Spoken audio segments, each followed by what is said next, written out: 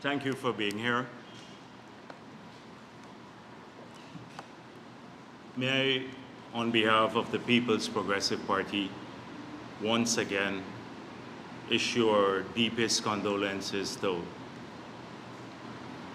the families and relatives of all of our servicemen who perished in this horrific accident. This accident has affected everyone in our country.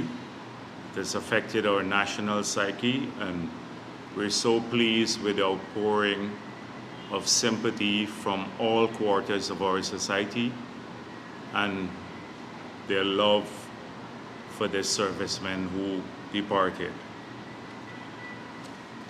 Most of you would have been following the engagements that are currently taking place in St. Vincent and the Grenadines between our delegation led by President Ali and the Venezuelan delegation led by President Maduro.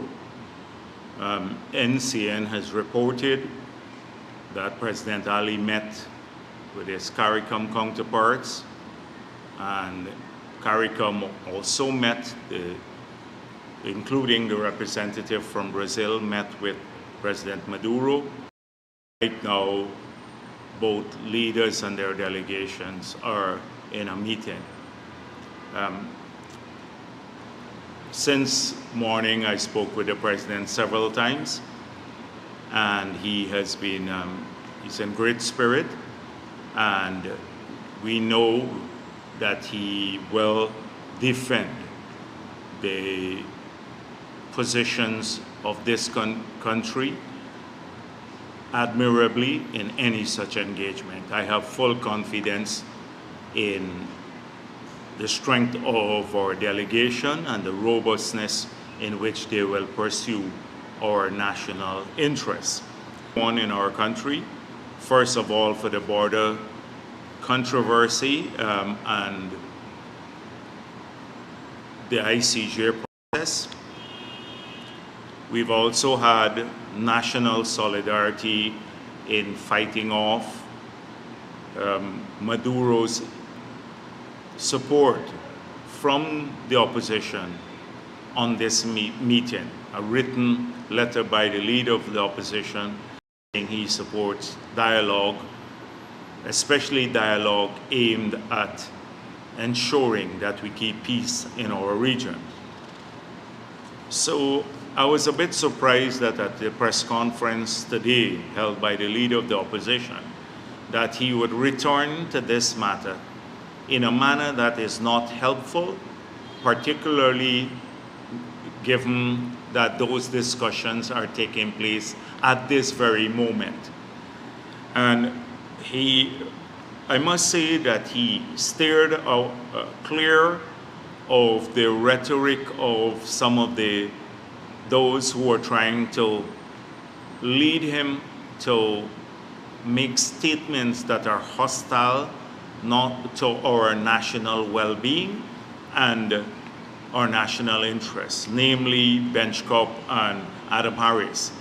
The questions were biased, jaundiced, and heavily loaded, so that they would have elicited a response that would be anti-national at best. Mr. Norton, to his credit, steered clear of those. However, pointed out that when asked that whether they were invited, he conceded that they were invited to be part of the delegation, but they did not participate. And were they in government, they would have done differently. Now, I do not want to pursue it in government, but I'm not going to pursue that and explore that publicly at this moment, because right now we need solidarity with our delegation that is there in St. Vincent and the Grenadines. He said two things of note, though, that we should have had a settled agenda and demanded Venezuela de-escalate the situation prior to the meeting. Now, clearly, Mr. Norton has unfortunately not participated because he was, as I pointed out, junior staff at the Ministry of Foreign Affairs. I've had many engagements with heads of state, in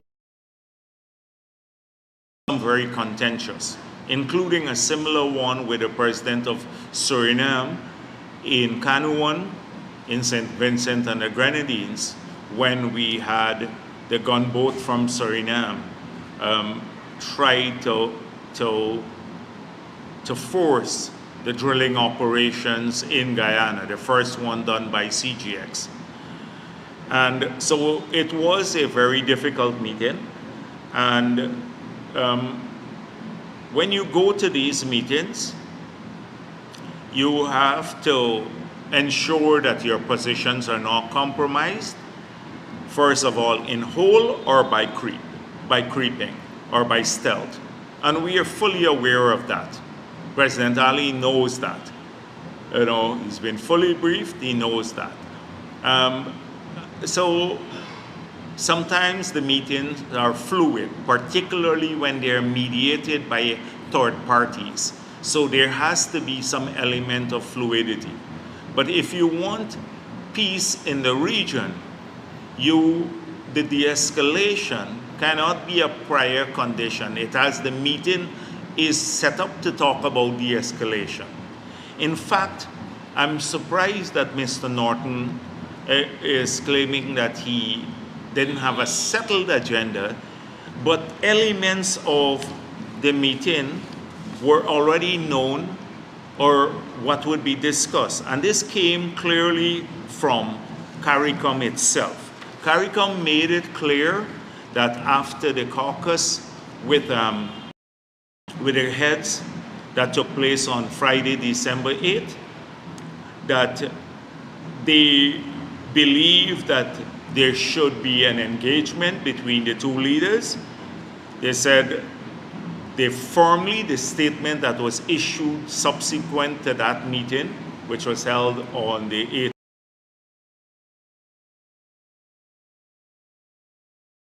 in the pursuance of the resolution of the border controversy at the ICJ. They made it clear that they wanted of peace, and therefore they said that the meeting should focus on a number of things. First, the de-escalation of the conflict, and for the appropriate dialogue between the leaders of Guyana and Venezuela to ensure peaceful coexistence, the application of law, and the avoidance of the use of threats of force. They set an agenda clearly. They clearly outlined the objectives of the talk. Escalation of the conflict, application and respect of international law, and the avoidance of use of threats of force. 4 key elements for which we support wholeheartedly. And they also made it clear that they supported our position at the ICJ. So to claim now that you didn't know the purpose of the meeting, implied that you didn't know the purpose of the meeting. The purpose of the meeting was explicitly set out in the agenda, the statement from CARICOM leaders when they issued that. We too, December, there was a press release issued by Guyana. And among other things, it said, President reiterated that Guyana's land boundary is not up for discussion as is currently before the ICJ. That's one, position one. President Ali will continue to engage our bilateral partners on defense cooperation. So we will continue to engage our partners on defense cooperation. Will not be compromised at the meeting. We're not going to agree to anything that seeks to stop companies operating in our territory, sovereign Guyanese territory. Maduro has issued decrees saying that these companies have 3 months to exit the area. That's not going to be part of our discussion or compromise. And 4, we are committed. Positions are already issued in a press release on the 9th of December.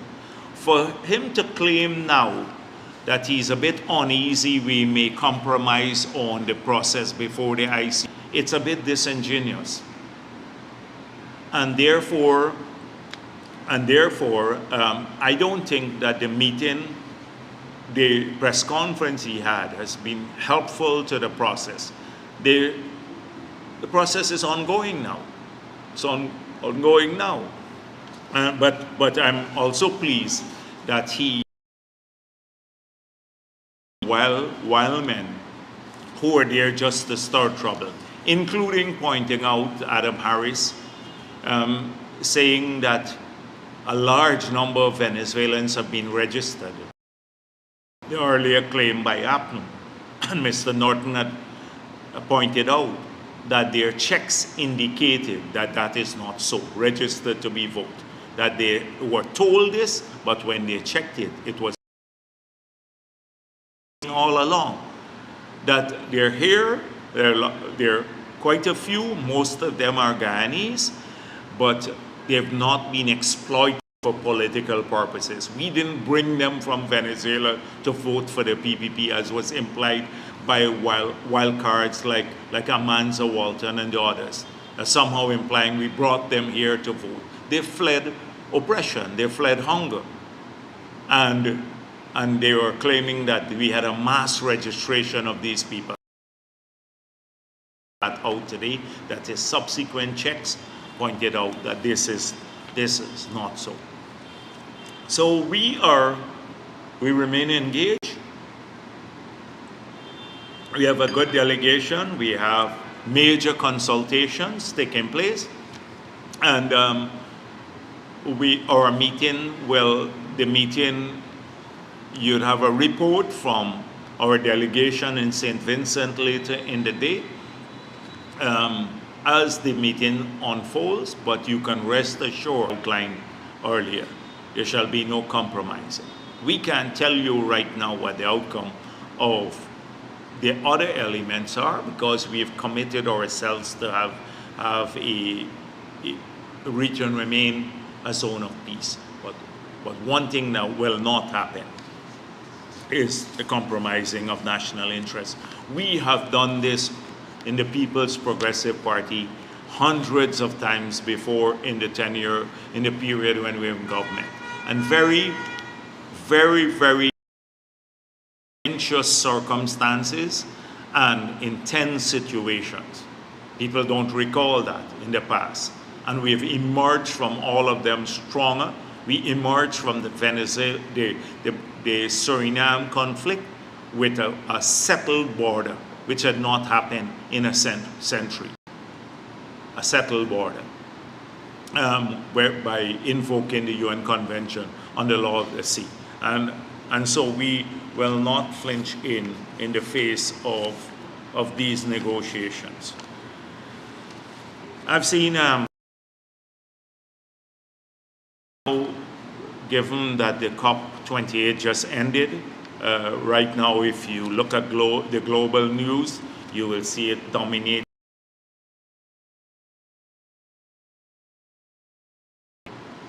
Depending on where you stand, some people are seeing it as a success.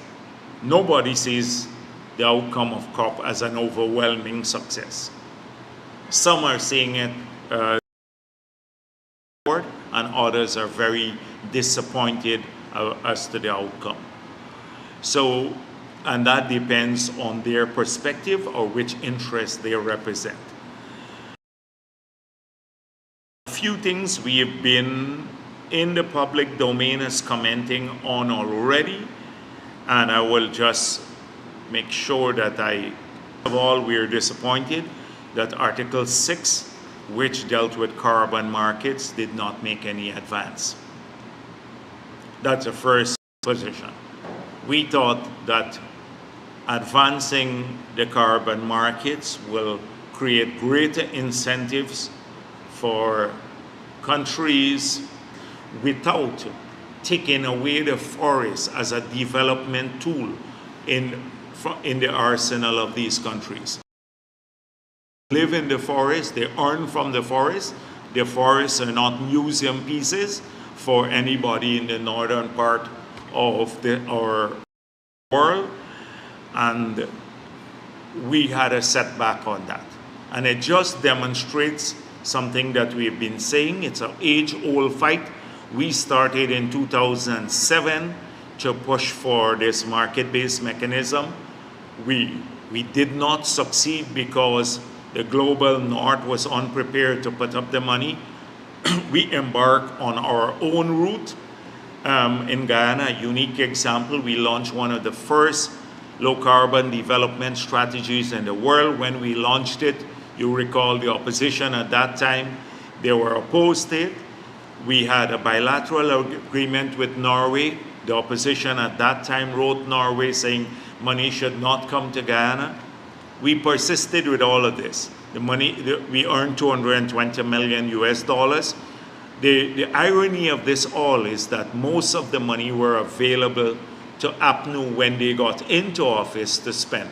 That the same money that they did not want Norway to flow to give to Guyana from the sale of our forest carbon. They utilized some of those resources for the ICT program in the hinterland, and they even used some of the money to finance, $2 million US dollars of it to finance the Norwegian agreement in 2015. From 2015 to 2020, we did not earn any money. In 2020, we got into office. We scrapped the green, an expanded low carbon development strategy. We returned to the art had been established as a global standard for jurisdictional scale certification. We submitted we had a robust, nearly a year and a half of the verification on the ground of our credits. We managed to get our entire credits were issued. We traded 30% of those credits for $750 million, including credit, what we call legacy credit, from the 2015 to the 20, and sought financing for those credit because the services had been performed, but there was no mechanism. APNU did not work on a mechanism for having that. 500 projects, 15% already went to the indigenous communities, 85% is just sitting there in an account from the first release of the $750 million, 122.5 million US sitting in an account now to be spent on adaptation measures to keep our country safe, $5 billion. What we did based on the other forested countries, because of the non-movement in Article 6, those countries, unfortunately, a lot of very good countries that have good policies in Africa and the surrounding the forest, who have preserved the forest, they're not, because we struck out on our own, but they're working within the framework of the UN system. And unfortunately, it would delay these countries getting resources, which they should get because they perform a service, their forests, to the global community. And so we're very, very disappointed that this would not happen. Not so much from our perspective, because we'll continue doing our work in the voluntary markets. That's where we're done. But we're so we will continue, but I'm very saddened because you have some really great practices in a lot of countries, particularly in Africa. I'm speaking about, we've worked with them, I've worked with Gabon, many other countries there, and they deserve to get the payments now, but they will not get. I spoke about the rich countries provide predictable financing for adaptation. So Everybody talks about adaptation. They know that the world,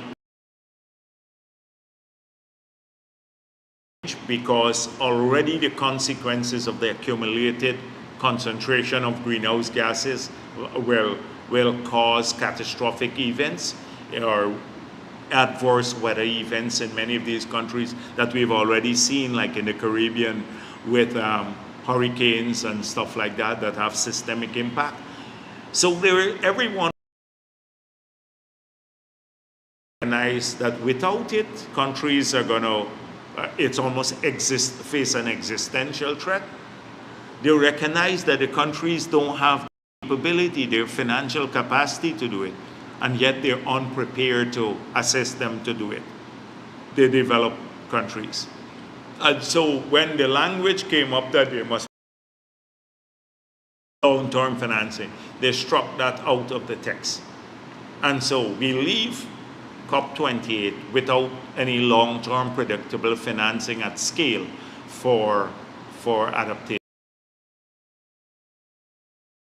In our case, again, we're utilizing our money to finance adaptation. I just told you the money we are earning from the sale of forest carbon to make sure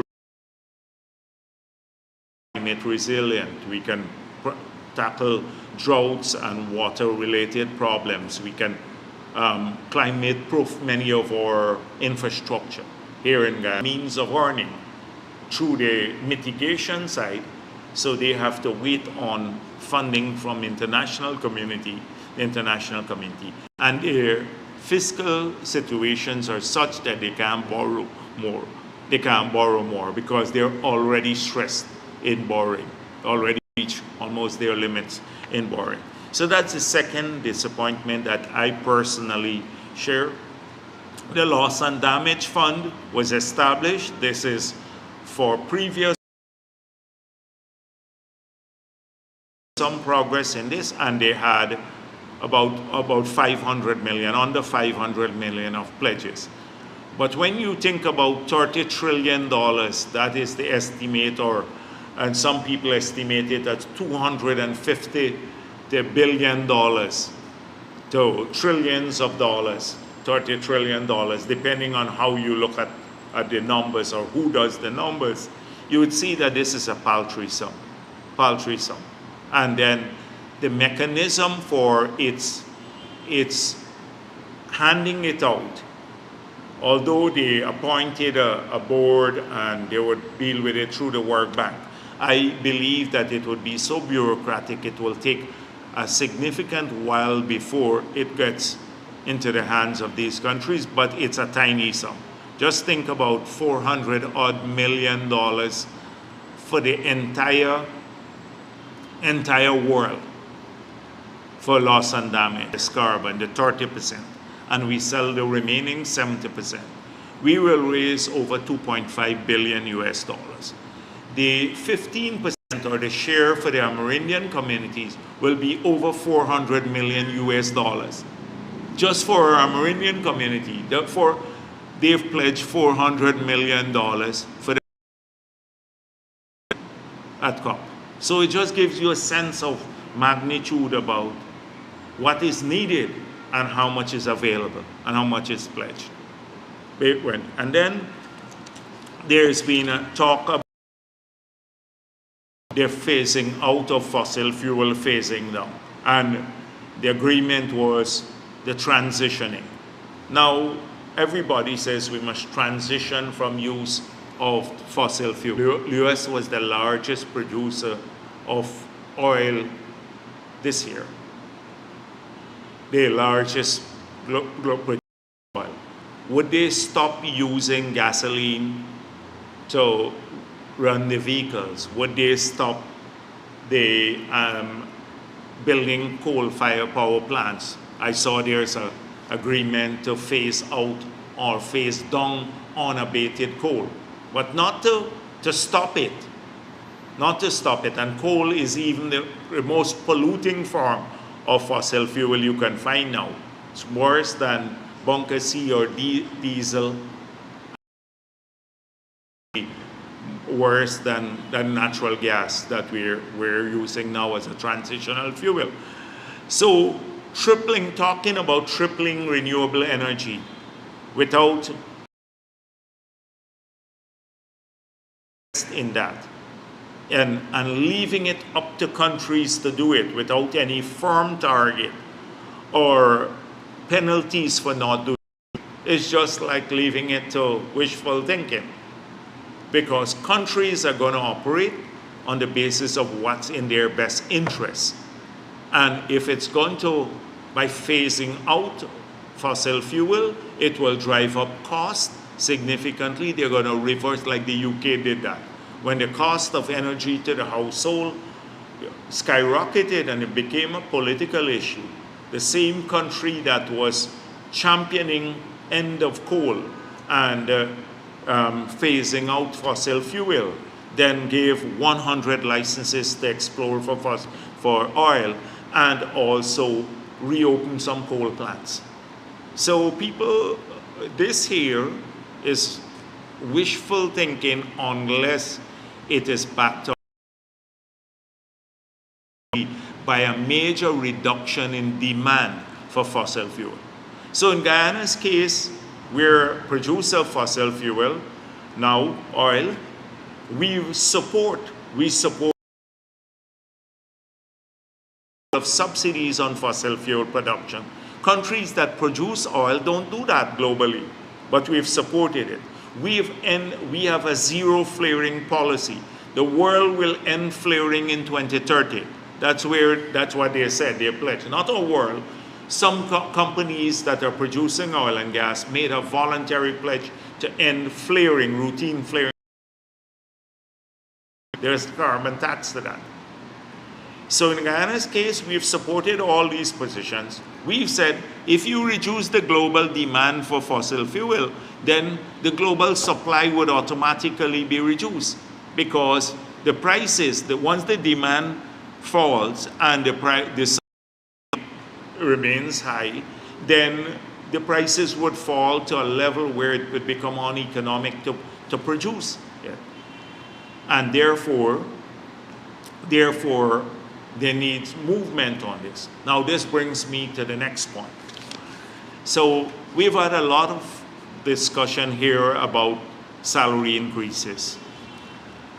And I want you to remember that last analysis that I just did about what's happening globally with fossil fuel.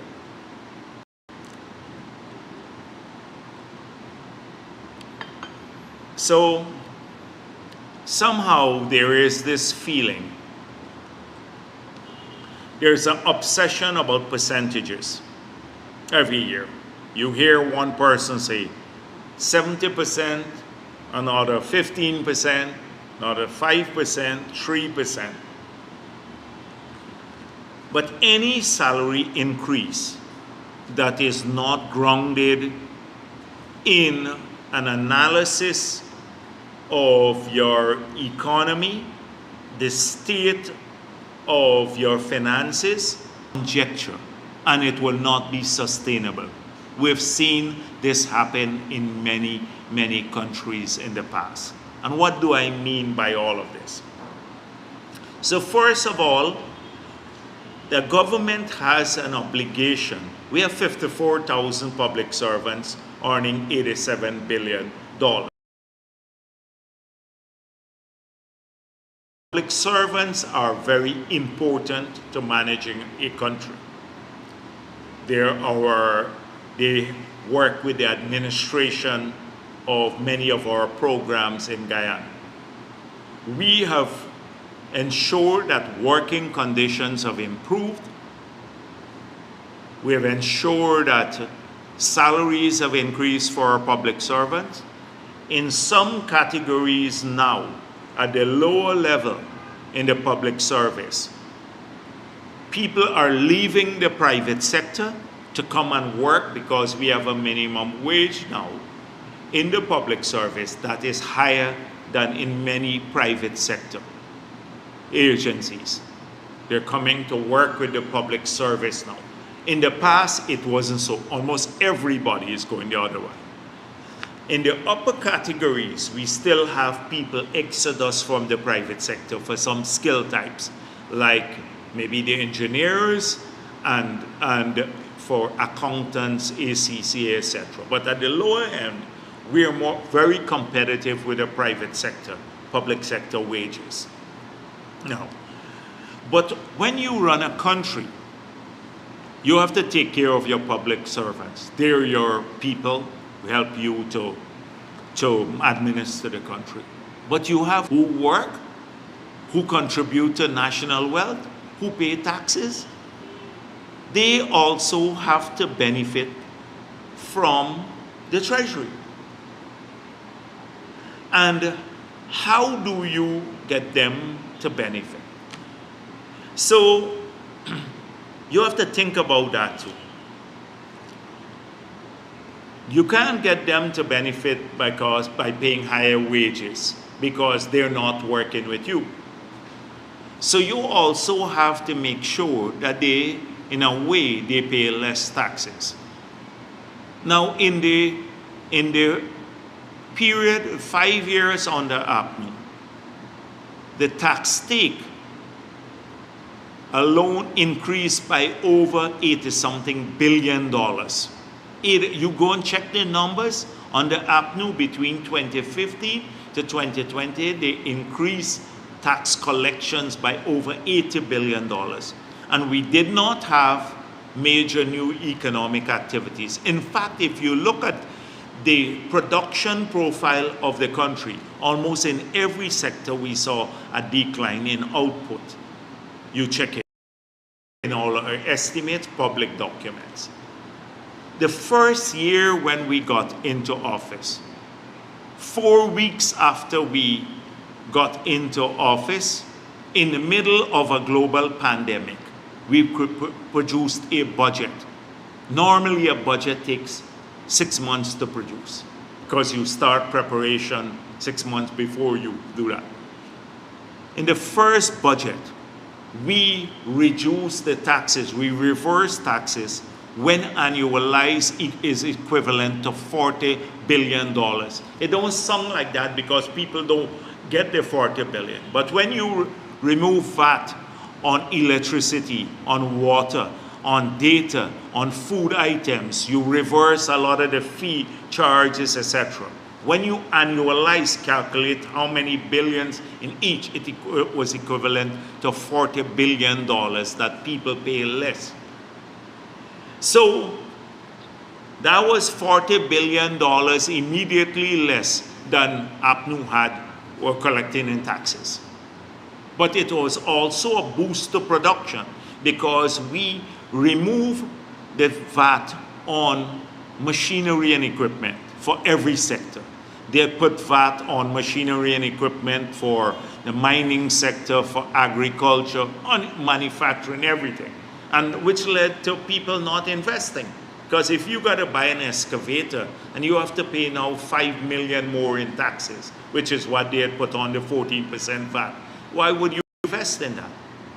We gave an incentive to production. And that is why you've seen a 9% growth in the non-oil sector, a massive growth and you need this to keep the economy diversified so you don't become like most oil producers where only one sector you rely on for most of your income. And if that collapses, you're in big trouble, like what happened in Venezuela and one time in Trinidad and many other oil producing countries. You need that. So that's the first point. You have to ensure that when you have a budget,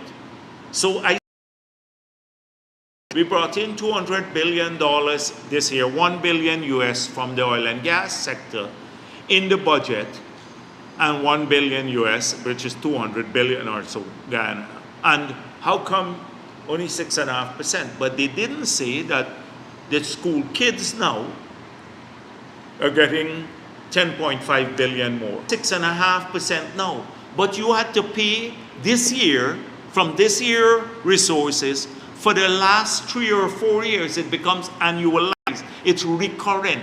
When you increase salaries, it's recurrent. You have to pay for this year, last year, the year before increase, etc. Because that's part of your salary. So they only look at 6.5% and say, oh, 6.5 of 200 billion is this. But what about last year's increases? When you look at it totally, the growth in the wage bill, for it's 20-something billion dollars over the last couple of years. And then you have to, so the work now, they're getting 40,000, that's another $10 billion. Joint services bonus, you got to look at it. Then housing, we're investing in housing, that's for our people. Now we have invested over $100 billion in housing because it's subsidized. To do 50,000 house lots, public servants too, but there are others who will benefit from this.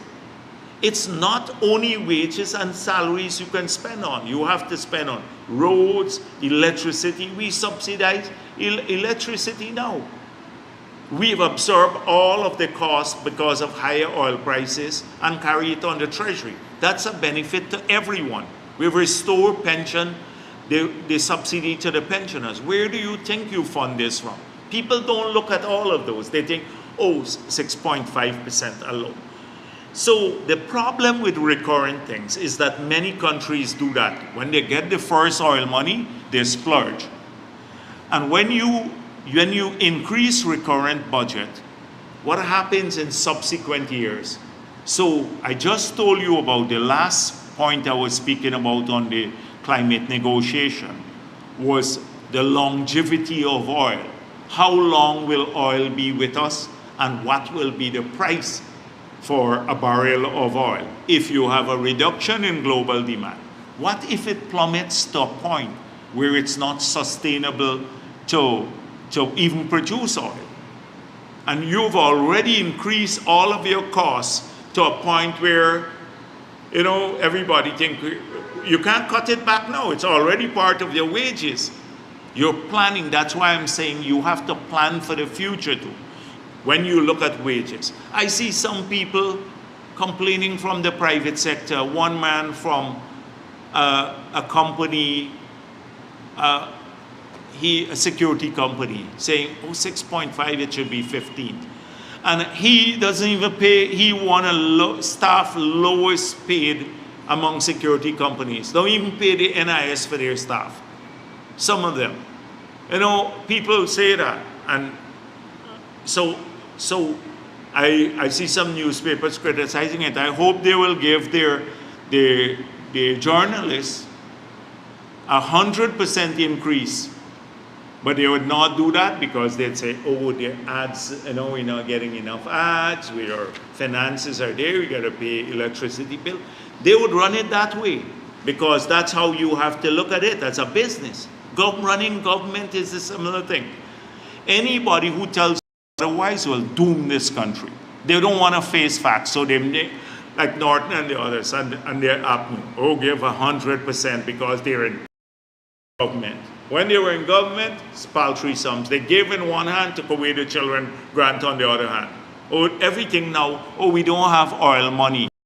Increase, you don't have oil money, then you started getting oil money. The first oil money, you got 18 million US dollars, you hit it. Now we now faced with Venezuela criticizing us that Exxon paid for our ICJ process. You see that, because that is the explanation that Trotman got. I stood up in Parliament, ICJ case hidden away from the Treasury or the central bank balance sheet. You put it in the Treasury. If you need 100 fancy footworks about it, because you had an opposition at that time that was fully supportive of our move to the ICJ, whatever it costs. Put us in trouble. They had money. It's how they use it. As I told you, the $80 billion they collected in more taxes. How did they spend it?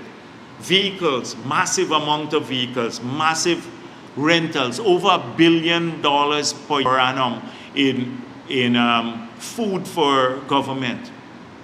That sort of thing. I can go down the list, a long list. So now this claim, oh, we didn't have oil money. Any road they see or anything, we didn't have oil money. They had money.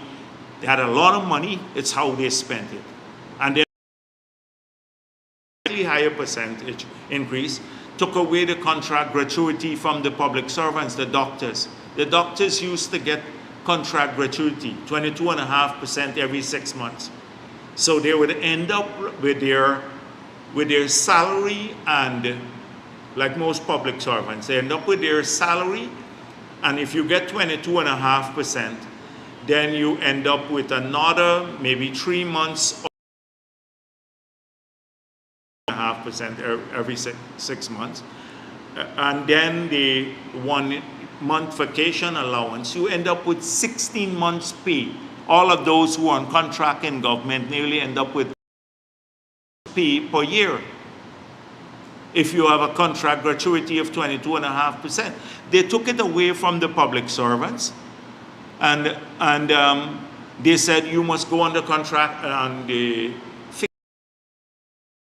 had to now become a member of the public service. We lost hundreds of our doctors because of that. They have very short memory, very, very short memory. And they're setting crocodile. The same people who talk about this and write about this, I would advocate that they pay their staff what they say that we should pay in the public service. They would pay the same thing. So on this matter, it's carefully thought out. We want to make sure that we can sustain it in the long run. We want our people to continue to benefit. The 12 new hospitals, we have to build them, we have to finance them, but public servants and all the other people in this country will get a benefit too. That is the benefits to our people. Our children and women in 2 years' time will be able to go to a hospital that specializes in care for children and women, a European standard hospital, so that if they have complicated cases, we can deliver the best care in the world. We already have 21,000 people on scholarships that's been funded. We'd have many more before the end of this term. University education will be free. That's where we spend some of our money. We can't just spend everything on recurrent expenditure and can't sustain it.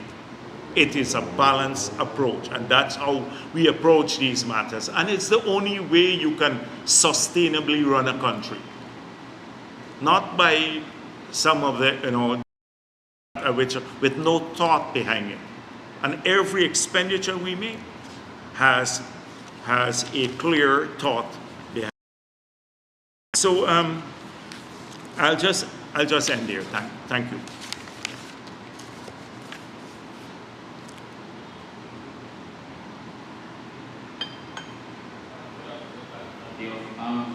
Can you give us, I have at least 3 questions here. You want me to list them all at once? The first is... just 1 minute. I'm getting something from St. Vincent.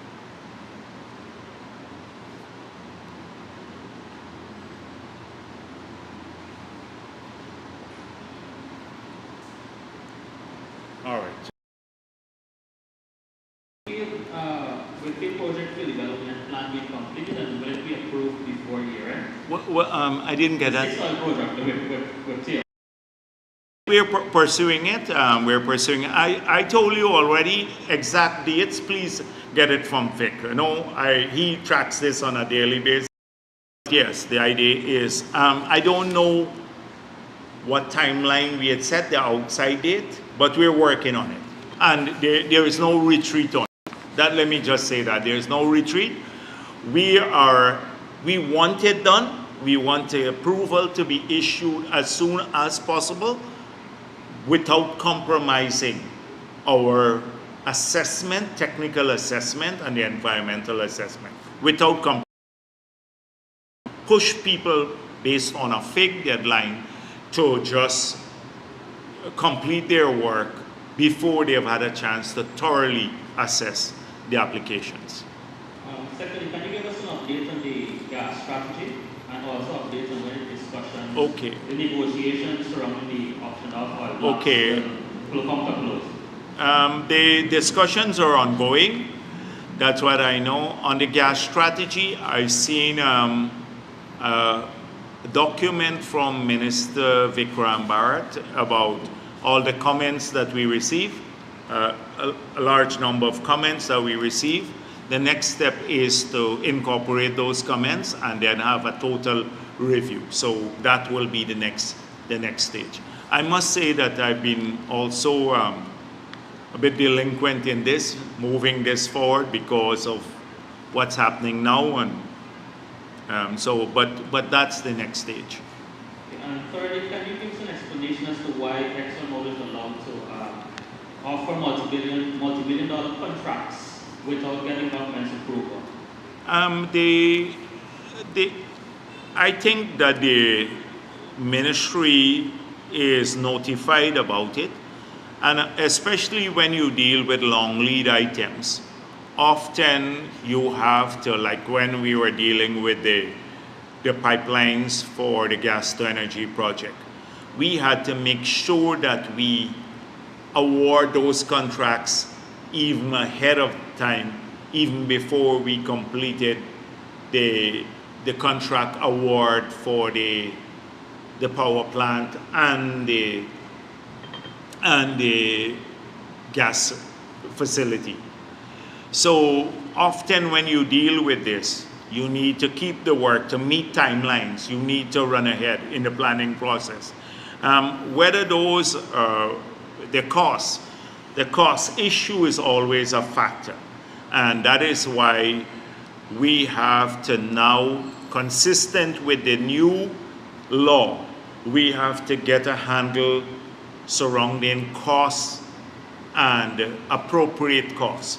Now, if you look at the audit, one of the terms of reference, in fact the terms of reference of the audits, they have to examine whether the costs claimed by ExxonMobil, so whether it's leasing costs for an FPSO or cost of acquisition of an FPSO, whether those are based on market standards.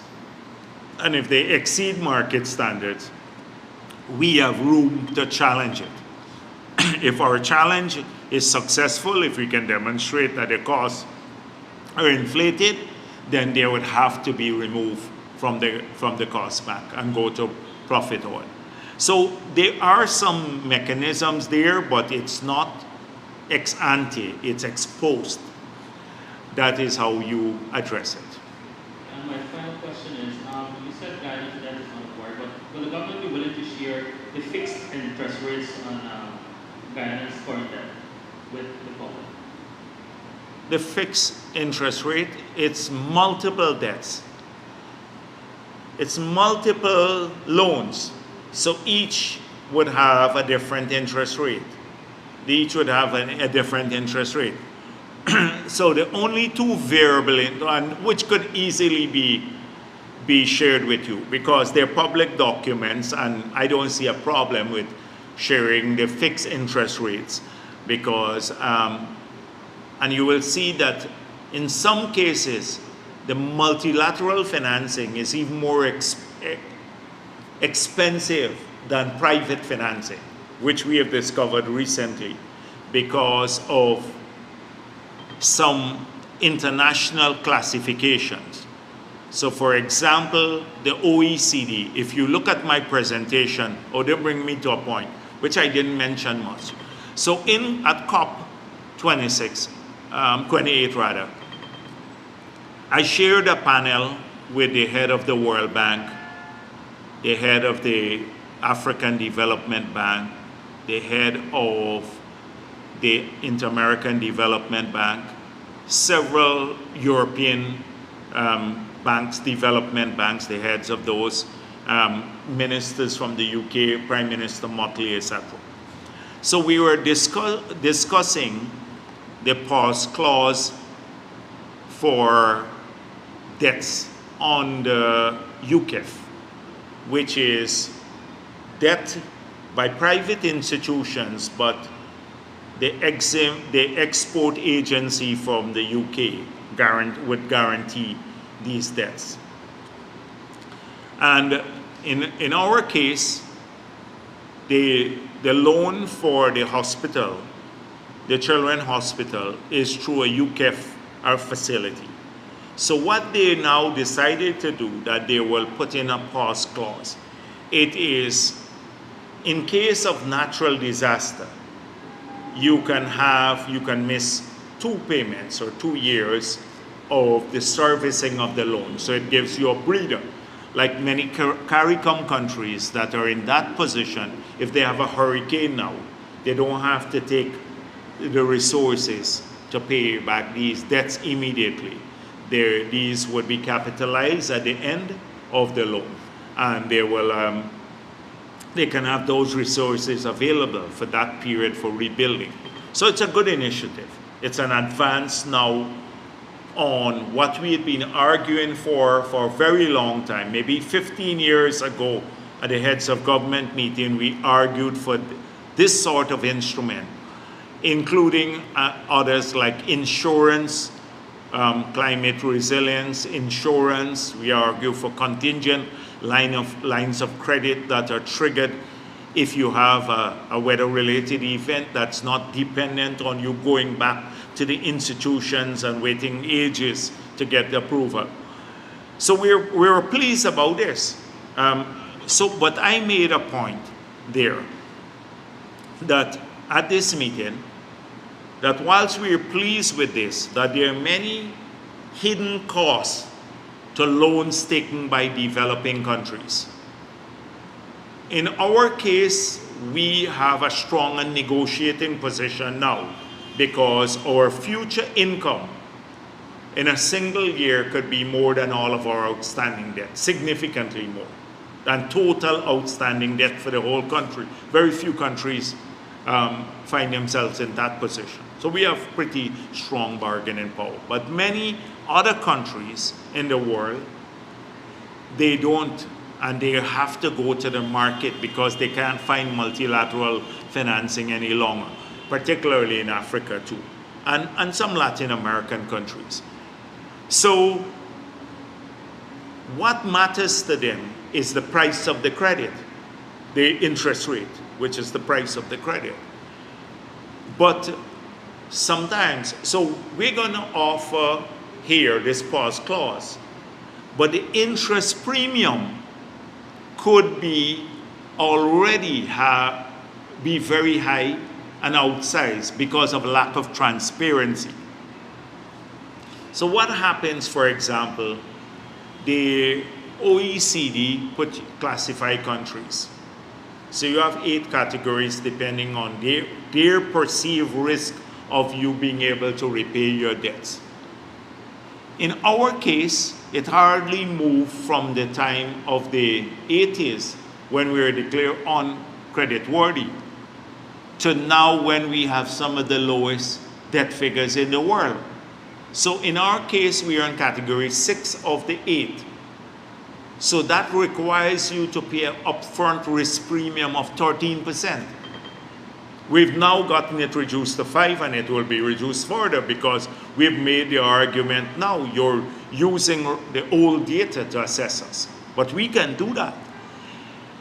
So I'm saying that we don't participate, the developing world, in this classification. It's not a transparent mechanism. But once you're placed on this category, then it has an implication for your cost of credit, because apart from the risk premium, then you get charged either a LIBOR or C4 rate, and then you may have to the other administrative charges. Combined, they're very costly. So that was my point here at the meeting, that we can't just look at this. We have to look at all of credit. I saw also they're doing debt for nature swaps. So some countries are now small sums so far, but a big hype around it globally. But a private institution, when a country pursues a debt for nature swap, the private institutions and the credit rating agencies, they treat that as a default. So when you go to borrow subsequently, your interest premium gets increased significantly. And so it's counterproductive often to do that. And that is, if you're tackling the availability of financing for the developing world, particularly to finance their deficits, to invest in education and health and sustainability, and then climate financing. Sometimes what happens globally is you have unintended consequences, and it puts these countries in more problems. So all of this is just to point out to you. So you will see, even in our fixed debt, you will see one institution will have one rate, another would have one rate, etc. It's because of their internal pricing policy. The fixed debt, the only good thing about the fixed debt is that if you have an interest going up, then you're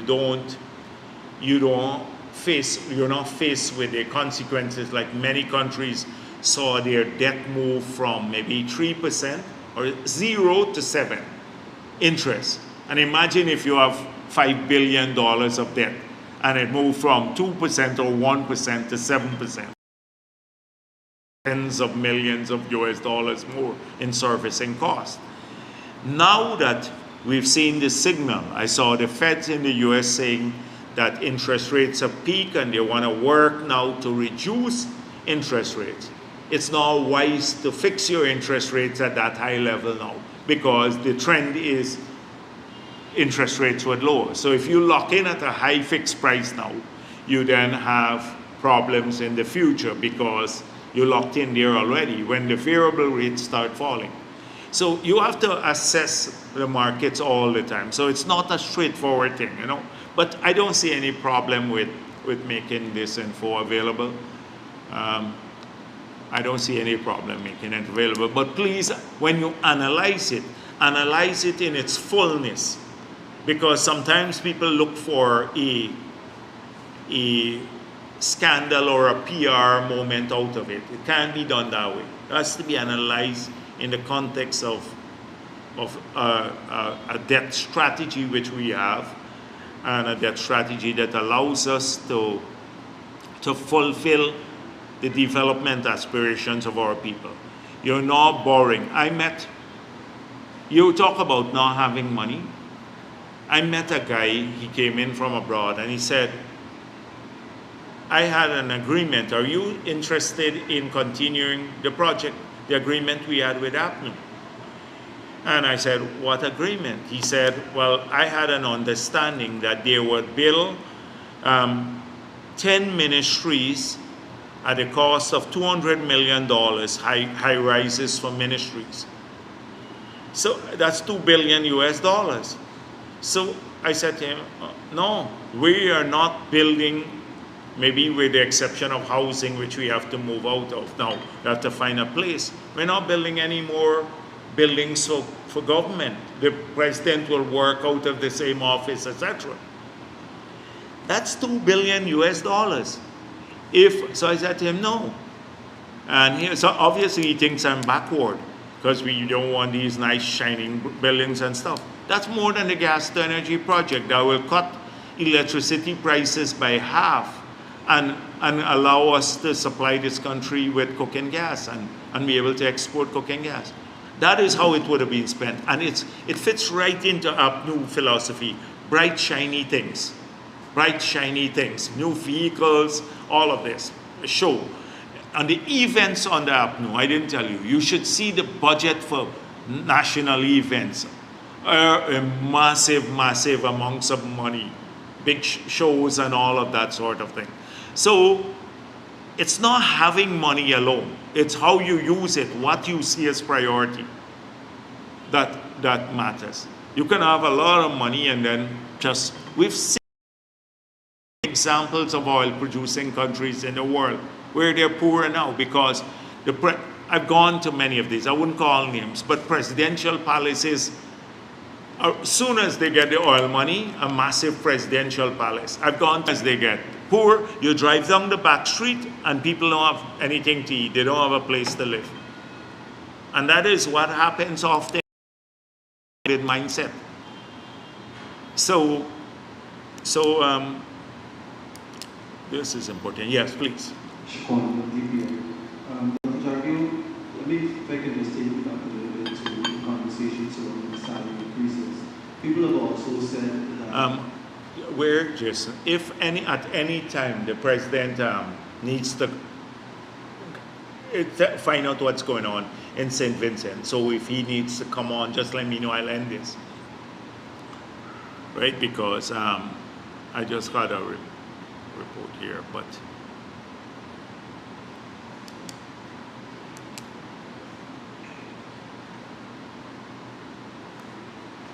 yes, please. Sorry about that.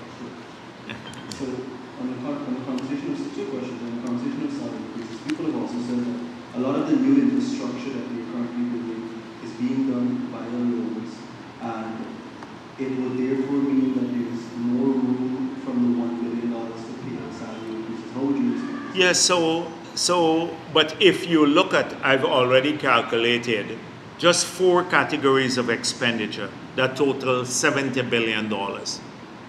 When I look at the wages and salaries, the 15,000 persons who were hired, the children grant, and the old age pension. 4 categories alone, $70 billion. What do they say to that? Are they saying we must take all $200 billion and just hand it out to people to eat, basically? Well, not eat, but just hand it out so that there's nothing to show for it. Every cent of the highway from Georgetown to Diamond and now to Busby Dam, and then from Busby Dam we're going straight to Sue's Dyke. Hopefully we'd award that this year. Every cent of it has come from the Treasury, not a loan. Every cent of the highway from Crane to the bridge now, billions of dollars have come from the Treasury, from the budget, not loan. So all these, the 3,000 community roads that we have done have come from the budget, not a loan. I can go down the long list. The schools that we are building, the 10 schools this year that we're building, they've come from the budget and not loan. The 21,000 scholarships that we are financing have come from the budget, not loans. I can go down a long list. I don't want to belabor the point. I can show you the expenditure. Drainage and irrigation, all of these issues, they've come from the budget, not loans. Some of the big projects, yes, that's true. The big projects. But even the bridge, we put in 100 million US in the bridge. 100 million US that came of the 261 million US.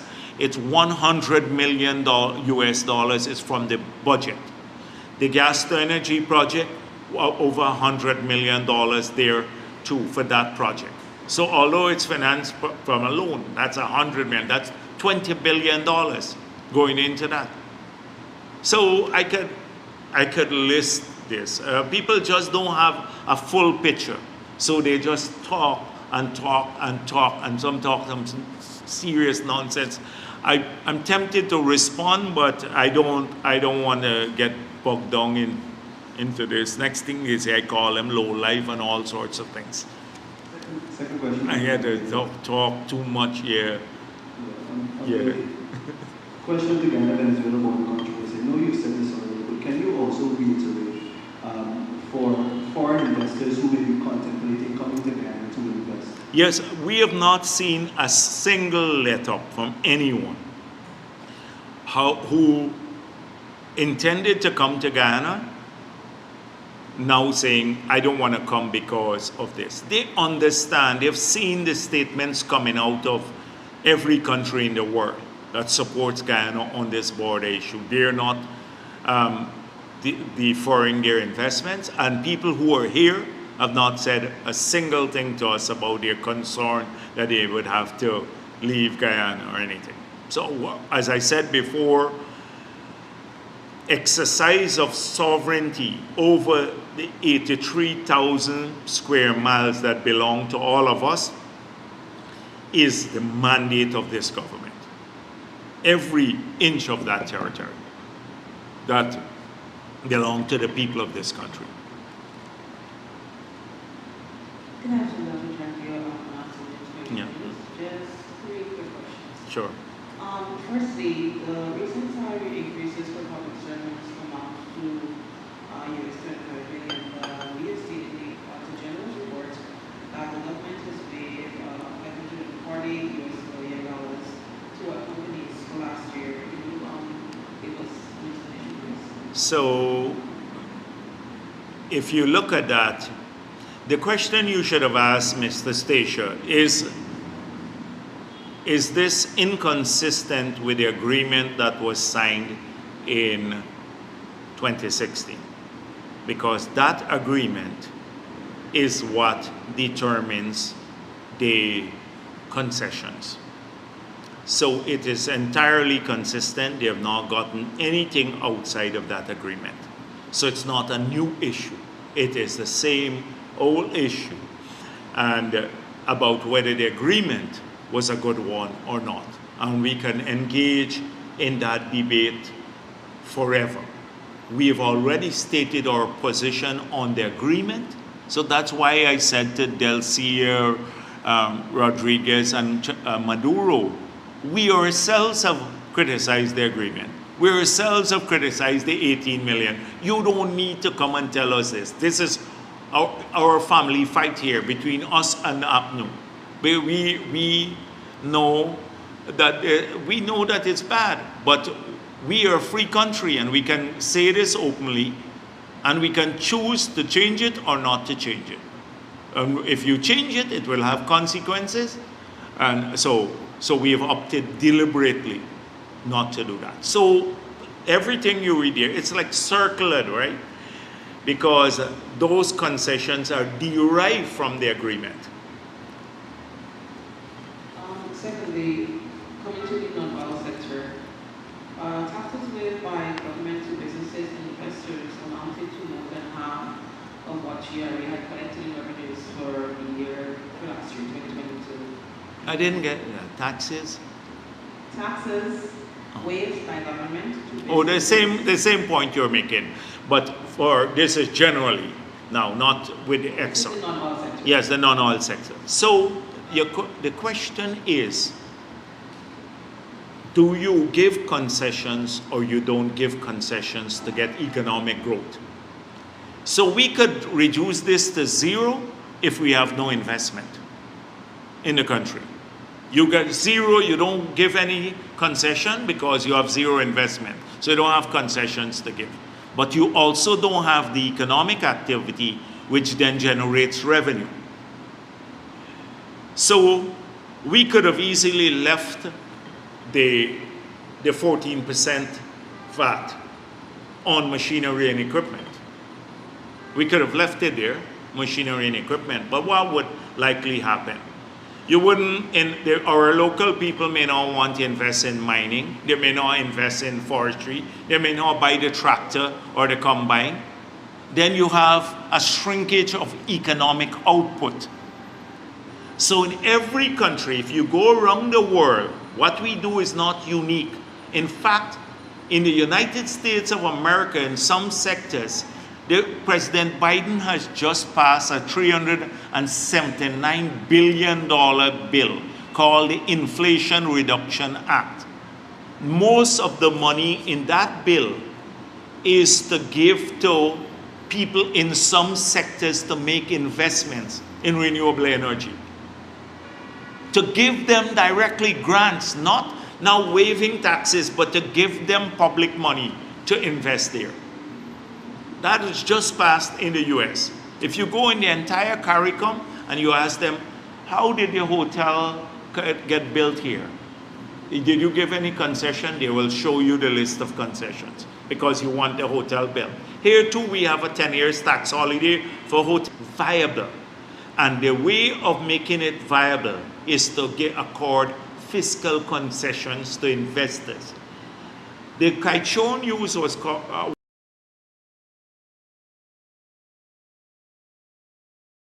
of taxes. You recall that? Just Google that. Big controversy with government. Why did they want? And they manufacture lies, not output. They don't manufacture plantain or cassava or something like that, or any product. They manufacture lies. And and they wanted fiscal concessions there too. It's a normal thing. So you want output, you have to do some things.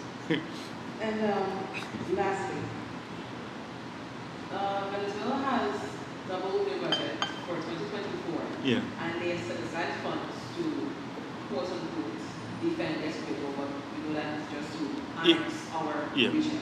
How do you respond to this? Well, I think it's what we've been saying is they have pursued annexation by decree. And one of the reasons why the president is currently engaged with them, all of these matters will be to the attention of our partners around the world. In fact, they've been brought to their attention. We see this as not consistent with keeping our zone as one of peace at this point in time. But we see it as an aggressive act. Thank you. That's a third. All right, go ahead, go ahead. Can you just tell us? Oh, I don't know. I'm going to talk to Ashley Singh, but like with those big contracts that you all wanted, mining contracts, we made them public. I didn't see you do much with them. You know, so too at some point in time, somehow there was like a boogie, a jumbie in the cupboard with these big contracts. So when we released them, nothing happened. Point in time that will happen too. Yeah. We saw in TPL generators and transformers arriving yesterday. Can you say how soon those will be installed? Okay, you recall what I said? We had assurances from Dubai, from the GPL management, and based on reports to Minister Indar, that it would be between the 11th to the 15th, that they should be up and running. I had these assurances too. I had them, I called them. And now the generators have arrived. So I would prefer, we're pressing them hard, but I would prefer if you get the exact time from them. Because the last thing I press conferences, timelines based on what they tell me, and then I have to walk this back several times. It infuriates me. It infuriates me because they say to you, this is by the date, and then there's a slippage, and people think we set out to mislead them.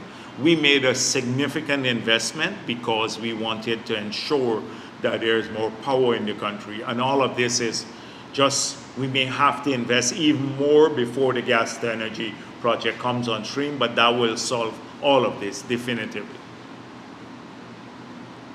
Dr. Jagleo was in your newsroom. Last week, several articles from Suriname stated how President Santoli met with President Ali and herself in 2 meetings. Could you confirm this? And if it is indeed true, could you say whether or not there is an update for the fishermen required to trade in the upper Current area that is concerned with I didn't meet with President Ali and President Santoli at the same time. They may have met. I met President Santoli separately. None of those issues were discussed. We spoke generally about the need for us to work together in the region. I said to him, I hope we move forward with the bridge quickly because, you know, we've had some progress on that, and the need for us to engage further. So we had a meeting, we didn't go into specifics, so I don't want to report on that. I have not asked President Ali about the details of their conversation, but I met with him separately in Dubai.